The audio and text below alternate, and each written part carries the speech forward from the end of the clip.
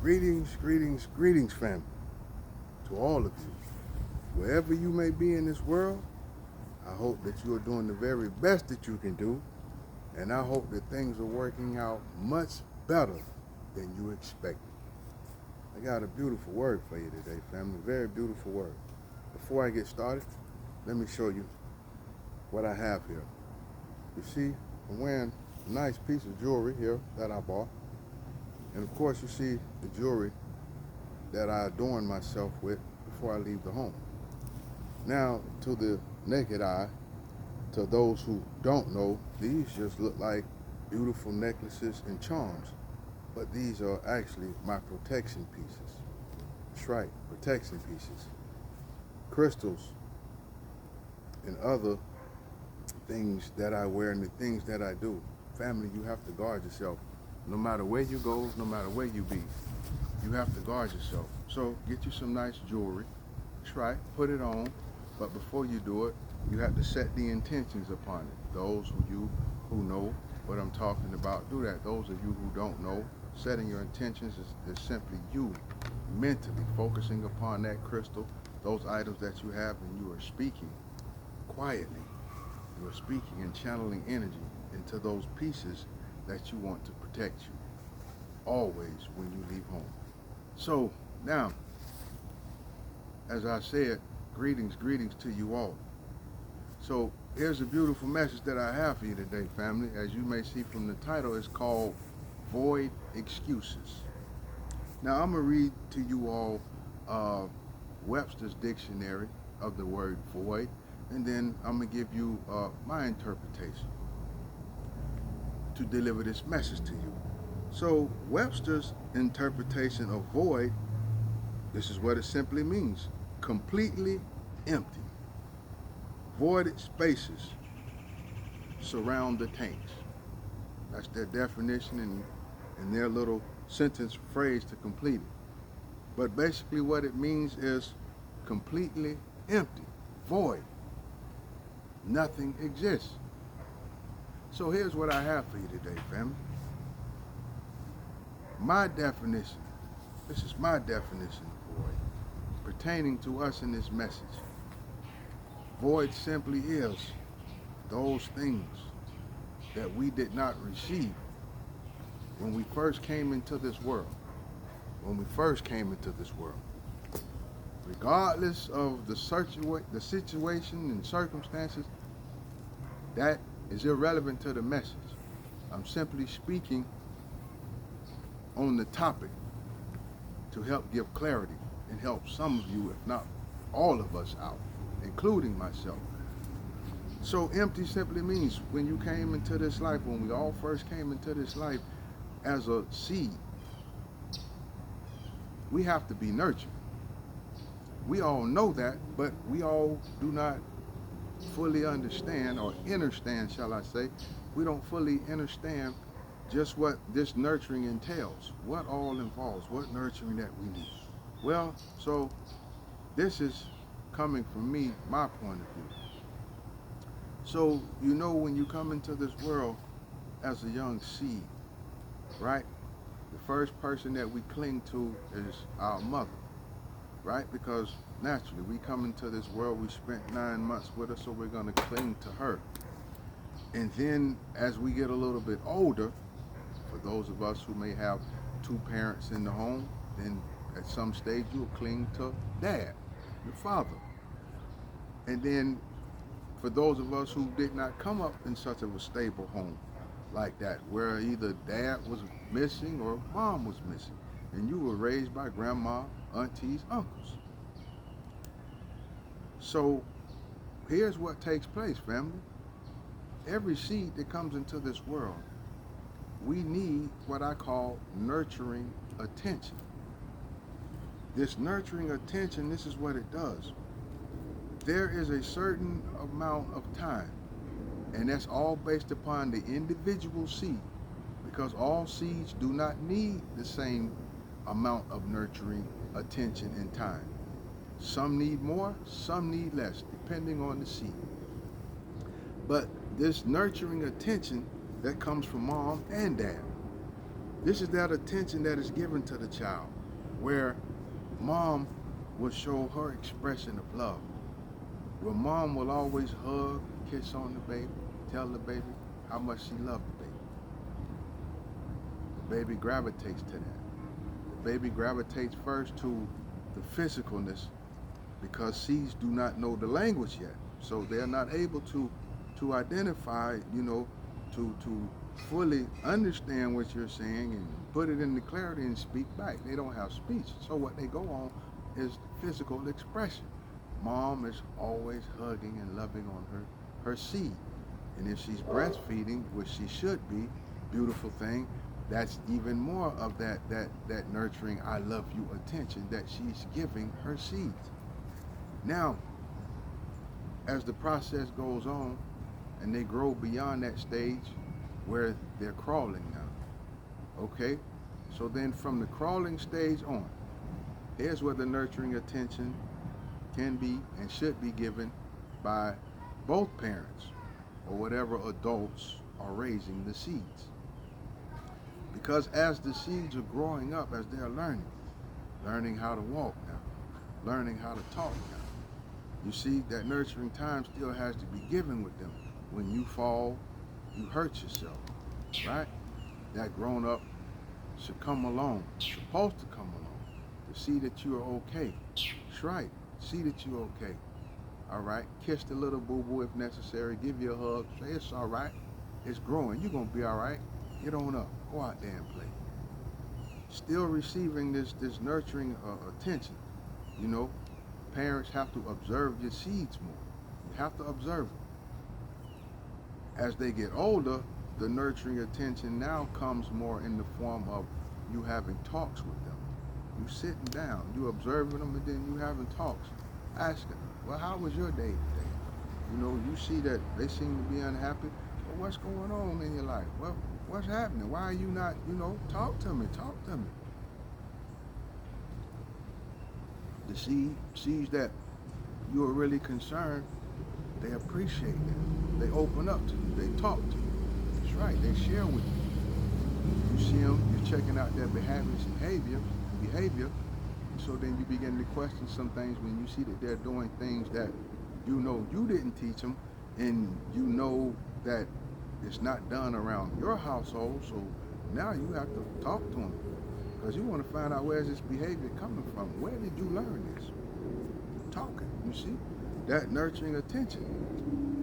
They need it, and then this is how you are able to instill certain things in them, and from their feedback and how you are learning, and it builds the bond, it builds the communication between the two. This is what takes place, you see. So the seeds need this. It helps them as well to find their identity. When you sit down and you have these talks with them, and you talk to them about the bloodline, you tell them, hey, about the bloodline, you tell them how whatever loved ones that have transitioned on, or ancestors now, you talk to them, you say, hey, grandpa such and such and grandma such and such used to be like this, auntie or uncle used to be like that. You have pictures, because if you grew up in a black household, that's right, in this country, like I have, we have photo albums. So in those photo albums, this is where you have those moments where you sit down and you show these pictures. You open up the books and you share them with your seeds to let them see. Hey, let them see what their bloodline look like that's no longer here with us. Let auntie and uncle show them what they look like, or what dad and mom look like. That's right. The photo albums, you're having these conversations. They are developing their identity. The identity of themselves they're finding in these pictures and these stories, as well as they're learning what their place and position is within the bloodline. And for a lot of them, these talks can be so helpful because it helps them to truly find clarity in what their purpose and meaning in this life is all about. That's what these beautiful talks are all about, family. That's what this nurturing attention is. As the seeds get older, right? So now you have dad or you have the uncles, the men in the family. Their nurturing attention is different from mom. Mom's nurturing attention is more physical, more physical, verbal, I love you. Dad's Nurturing attention is more of showing you how to do things, showing you how to do things you don't know how to do, showing you how to do the things that you see him doing that you want to do. You know, for dad is showing you how to shave. That's right. That's right. It could be showing you, you know, how to take out the trash, certain way to tie the bag. It can be cutting the yard. Y'all getting out there and y'all cutting the yard together. But those who are mechanically inclined like me, it's passing on what you know about working on cars. This is nurturing attention. This, oh man, it's priceless. This nurturing attention is priceless because as the seed learns from you, and it doesn't matter now, it doesn't matter whether it's your daughter or your son who you teach it, because there are a lot of beautiful young queens that are like tomboys that want to run with the boys and know how to fix on vehicles and all that. So it doesn't matter. But here's what this nurturing attention that dad and the uncles give do. When you are teaching them how to fix things that are broke, that helps to build their confidence. That helps to build their confidence, oh man, far beyond what you can imagine. That they have that confidence in themselves that they can try something for the first time. That if they sit long enough and look at something that's broke, they can figure it out, they'll fix it. They won't be scared to try, period. Because they know that they have what it takes to fix the item. Even if they get stuck, they know that they can get out of it. This is what that nurturing attention from the men in the family do. That's right, it helps to build them. You see? The nurturing attention that mom and the women give shows the seed that, okay, it teaches them how to physically show love. You know, for a lot of individuals, love to them is physical. It's more of touchy-feely. They like to be hugged every day. Just one hug shows, okay, that you care. For some, they like to hear it. I love you, I love you. You know, everyone has a different love language, as they say. But you see, this nurturing attention and the time that you take out with your seeds, this reinforces a lot of things, a lot of things. I mean, a lot of things. Now, here is the other side to that, family. The void of this nurturing attention. You may be an individual that you didn't receive this coming up, so it simply made you a distant kind of individual, right? Nobody never told you that they love you. They never gave you hugs. They just simply would say to you every now and then, you know, you got a roof over your head and food to eat. Okay. You was thankful to have that, but that's not your love language. That's not love to you. So what you learn to do is, okay, accept that for what it is, and then, you know, you just kind of stay to yourself. So you're not a verbal person. You don't verbally know how to express yourself, or you don't physically know how to express yourself. And if you didn't receive this type of nurturing attention and love, then that means you don't know how to observe it in your mate, to observe their love language, to help them out. Family, hear what I'm saying. The voids that you didn't receive growing up, all of these things will show up in your adulthood. Trust me when I tell you, these voids are the root of why a lot of us do what we do. And the thing is, we don't really pay it no mind when we're young. We simply look at it as, okay, that's just how it is. And so we adapt to that. We embrace that. It is only until you go out in the world and you meet others and you come to see that, well, in their households, they were raised differently. Love was expressed in every way possible. Love was expressed to them. Attention was given. Mom and dad used to sit down and interact, you know, with all of the babies and take them places and do this and do that. You see, they received that. Whereas on the other end, you didn't. You see how all of this will come back? So here's what it is, family. The voids. Those who grew up with a dad and not a mom.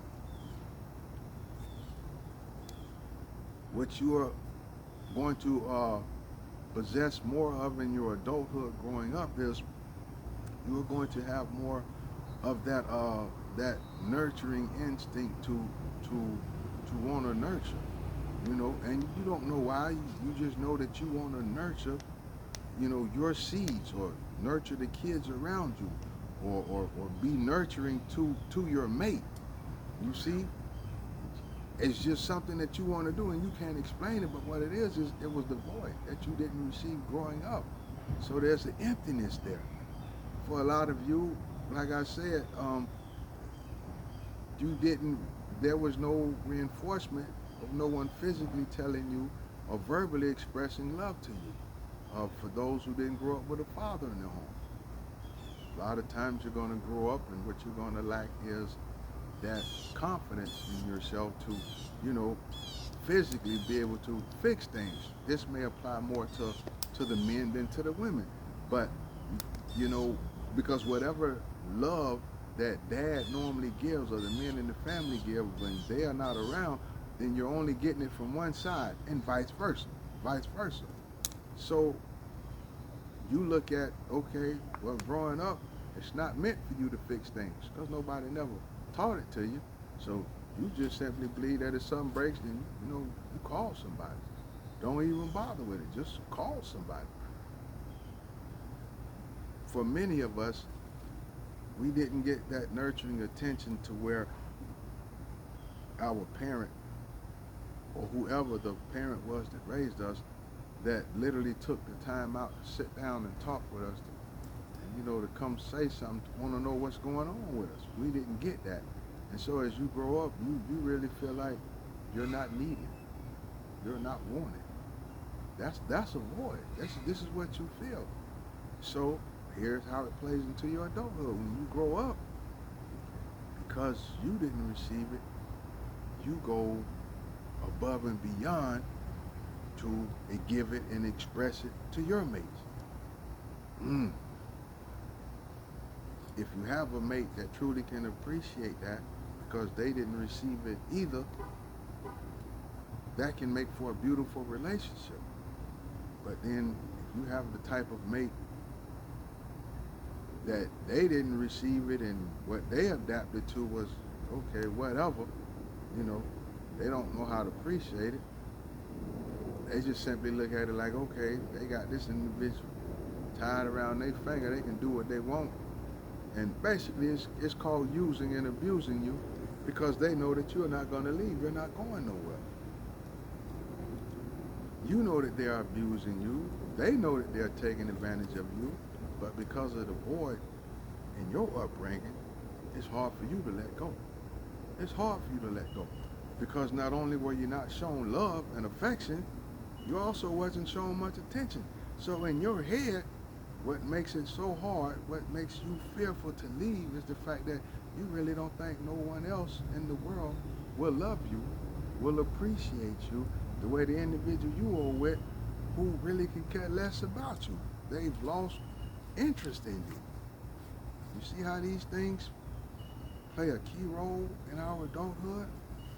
So because you didn't receive any affection, you don't know what affection is. To you, affection may be you simply paying the bills, just as you were told when you were young. You got a roof over your head and food to eat, so to you, that may be showing love. But to your mate, who was raised and given this affection, this love and attention, they know that, no, that's not love, that's just responsibility. Love is truly how are you expressing yourself towards the one that you have. Period. And it's not about, and hear me, family, hear me. When I say expressing yourself, a lot of times it's not about, well, because they say they love you, you got to say it back. No, you don't. A lot of times it's just you showing appreciation for the love that they're giving you. A lot of people, when they do for their mates, just like when they do for their kids, they love to hear, oh man, you just don't know how much they love to hear, thank you. Oh, I appreciate you so much. man, I just don't know what I would do without you. They're showing appreciation for you looking out for them. Like it can be, you knowing where their clothes are. You see what I'm saying? Something that they just don't know where it's at, you do. They mind is coming and going all the time, so they put things down and just lose track of it, but you know where it's at. They love and appreciate that because they know that you got their back. For a lot of us, truly, believe it or not, it can be being in the kitchen. It's not just women, because truly hear what I'm saying to you. There are many men like myself who are very good in their kitchen. Very good in the kitchen. So you may have a mate who can hardly cook. Period. Can hardly cook. And you are always having a warm meal prepared. And they appreciate that. They really do. I'm talking about more than you know. And then you may have a mate who don't know how to cook but want to learn how to cook. And you coming along and saying, hey baby, how about we go in the kitchen and we prepare dinner together this time? Yeah, I'm gonna show you, I'm gonna teach you this, I'm gonna teach you that. Man, you can see their faces glow. I mean literally light up. I'm gonna give you another example, fam. My own experience. All this is based on my experiences, but now I'm gonna give you a personal. In my past, I had a thing where whenever I would meet a beautiful queen, you know, I always had this thing where I wanted to cook dinner for her. So when I would meet one, I would simply say to her, hey, after I get the number, and I'm very persistent, I'm confident with me. Make no mistake about it. If I got my eye on it and that's what I want to get to know, I'm going to get to know it. So once I would get to know the beautiful queen and we would exchange numbers and, we would talk and have a few conversations, I would say to her, hey, so how about I take you out to dinner, right? Let's have dinner. Okay, their mind is fixated on where we going out to eat. I tell them, that's nice now. So then I go pick them up, right? When I go pick them up, I bring them back. Bring them back to my house. That's right, my house, my apartment, whatever. I done fixed up the table, the whole nine, the candles and all of that. So I sit them down, like I'm the waiter, you know. I take their jacket or purse or whatever, I lay it down. I sit them down to the table. I give them a nice little drink or whatever it may be, whatever. Put on a little music, soft music, right? Then, I bring them a small appetizer. This is why we're, just while we're talking, because I may or may not have to finish just preparing something else, right? So I do that, and then I prepare the meal, right? I'll bring it, sit it all on the table, fix their plate. Listen, family, each and every time that I have done this, I literally have brought tears to the eyes of the beautiful queen who I prepared a meal for. And in every last one of those situations, I would ask them, because I would sit and watch it, right? Them crying, and I didn't really know, so I would have to ask, well, why are you crying? And they would sit there and simply say to me, no man has ever cared that much about me, or took in the time that he would take the time out to prepare dinner for me, and we sit at the table and the candles and all that, and fix my food. Never had that. Never. Family, they said no man has ever done that for them. But in a lot of cases, after talking with several of them, they never had that, at all, period, in their adulthood, and I was like, wow, every time that I would hear it touched me. So I'm talking about it really, really touched me because, I'm the type of person that my true feeling of appreciation, right, and my pleasure, gratitude comes from the pleasure that I give. If she's in tears because I took the time out to prepare that for her, then that warms me up so much to see that she appreciates that. And it helps to build a bond, believe it or not, family.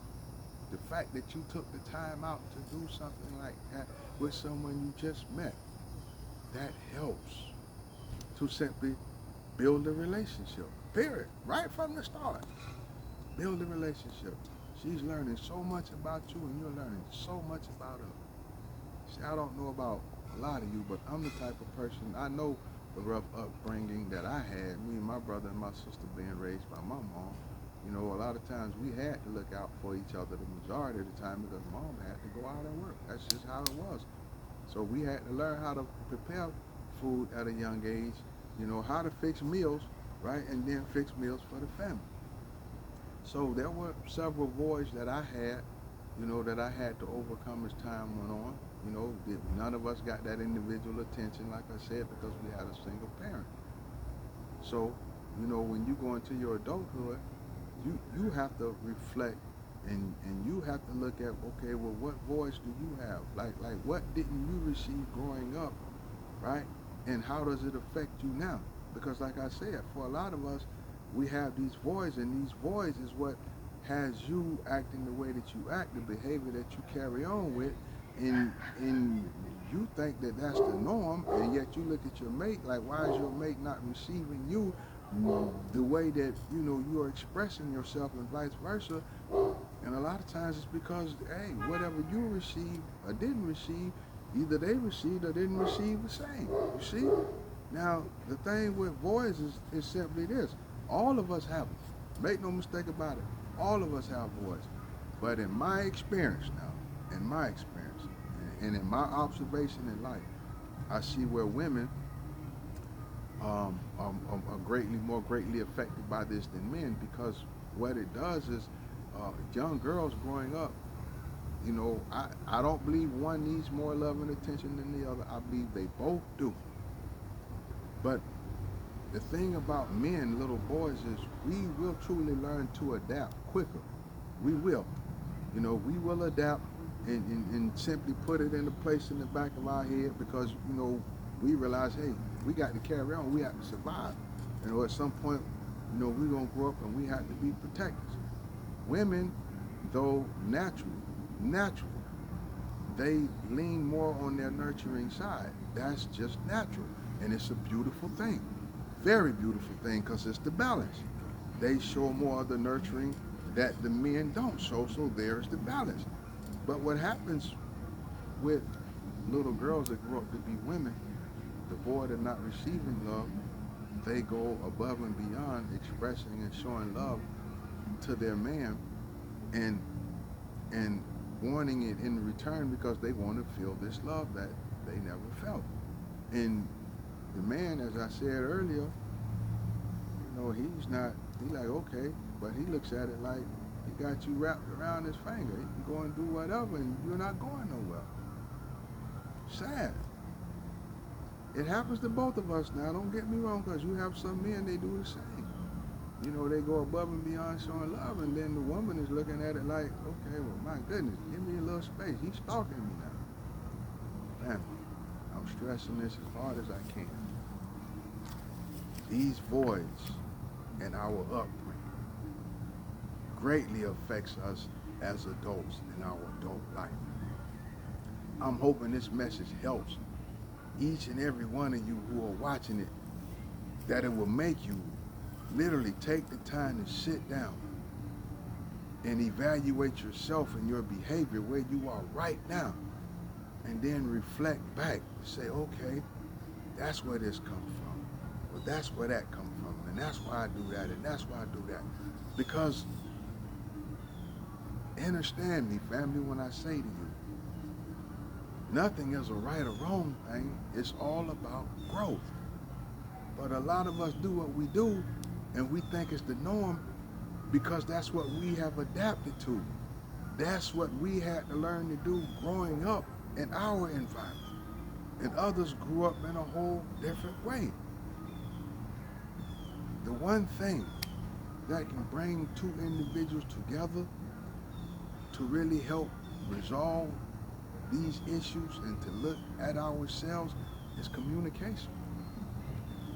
You have to learn to sit down and have that communication with your mate. When you say to your mate, well, when I was growing up, you know, because your mate may ask, why you do this or why you do that? You know, men like to say, man, you nag. Why you nag all the time? Women may say, why you don't pick up behind yourself? You know, why you don't do this or why you want to know where am I going? You know, my goodness, give me some space. This is where you sit down and you communicate with each other. Because if you be honest with each other and open in this valuable moment where you sit down and you communicate, that's when you open up and you share with each other, well, what my upbringing was like.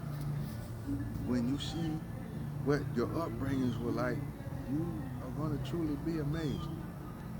You might want to sit down with a box of Kleenex and whatnot, because I said, if you're open and honest, you're going to share some things.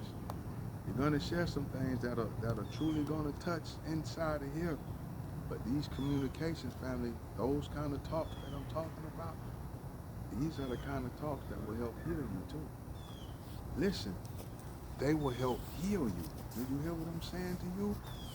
When you sit down and you have that type of communication with each other, especially for the first couple of times, you will learn in those first couple of times if the mate that you are with is meant to be with you for a little while or for a long while.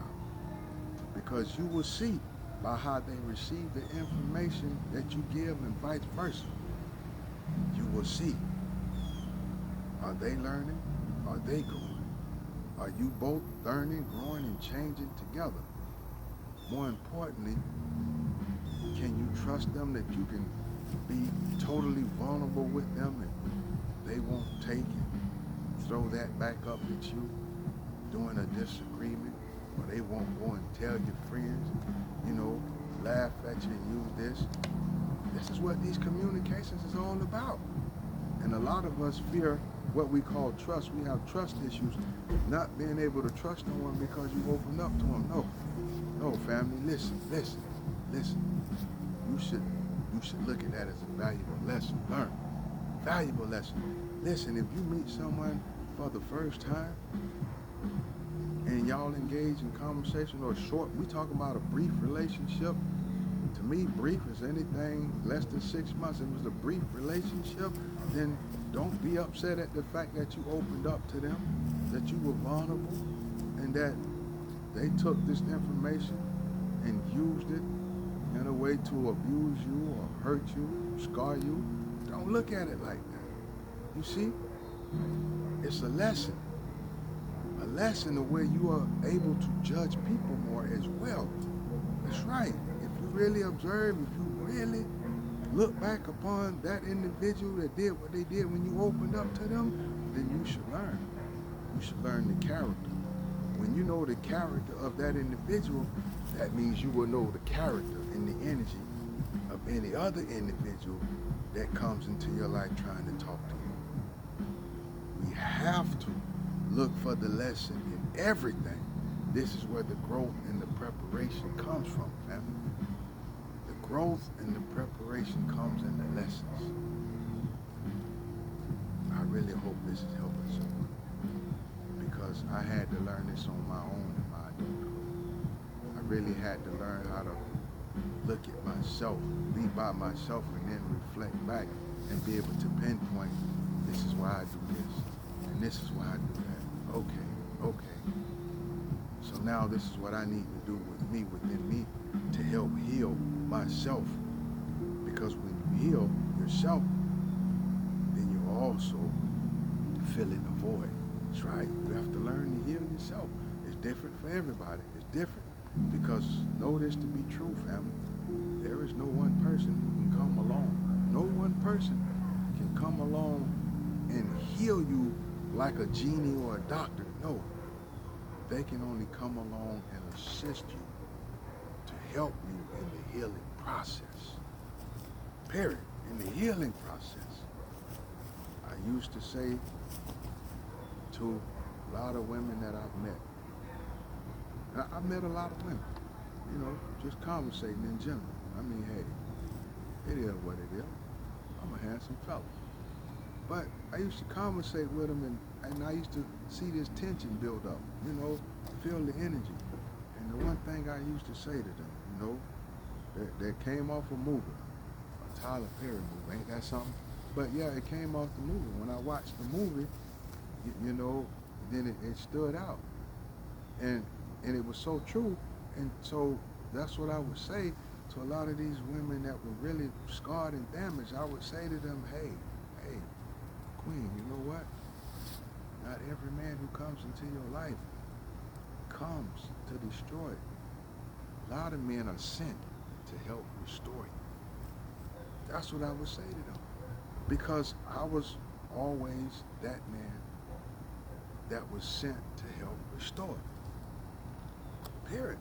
I'm telling you, fam, if you knew my upbringing, a lot of the things that I went through, you'd be surprised. If you really be surprised, me being the person that I am now, being the compassionate, loving person that I am now, sharing the messages the way I do now, you'd be surprised. But somewhere on my journey,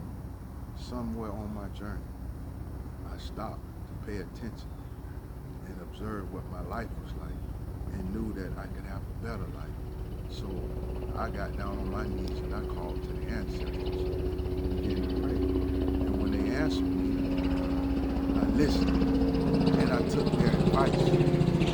How they So yes, I took heed to what was given to me and I used it. I chose to get on the path and stay on the path that they presented. I chose to do that. And that's what makes me the person that I am now. I take nothing personal because we're all here in this life to grow. As they say, to elevate back to our higher selves. So I take nothing personal. It's all a lesson. Family, I do what I do because I know how my soul was patient with me and guided me. I know this. And this is what my soul leads me to do. And that's why I say to you always at the end of every message, you never walk alone. For you have me in spirit and your ancestors as well, and others. Know that to be true. But also know that it is your soul's greatest desire that you walk well, family. Be the best version of yourself that you can be, and walk well. Walk well, family. Peace.